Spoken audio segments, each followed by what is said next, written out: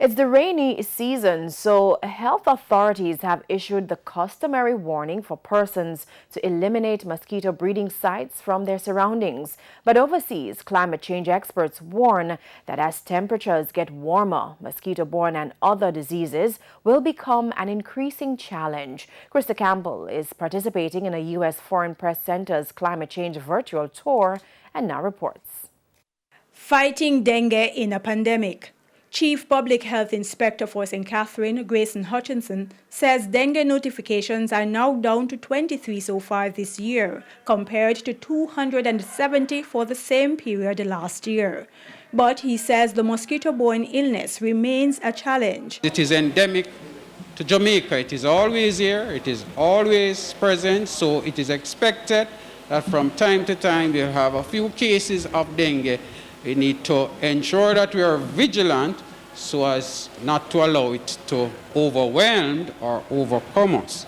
And while he warns persons to look for and get rid of mosquito breeding sites, especially during this rainy season, climate change experts say there's much more that needs to be done to prevent worse disease outbreaks as temperatures get warmer.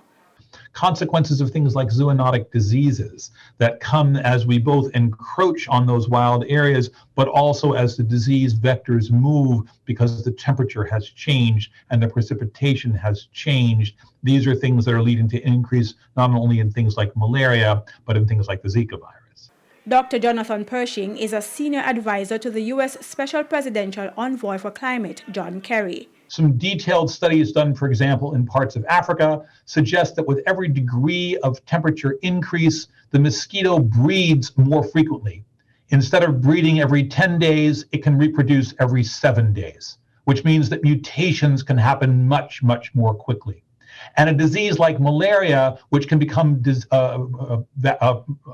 medicine resistant, drug resistant, can evolve more quickly and make the ability to control it that much more difficult.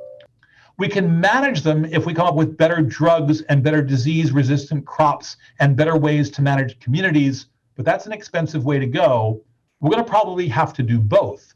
Krista Campbell, TVJ News.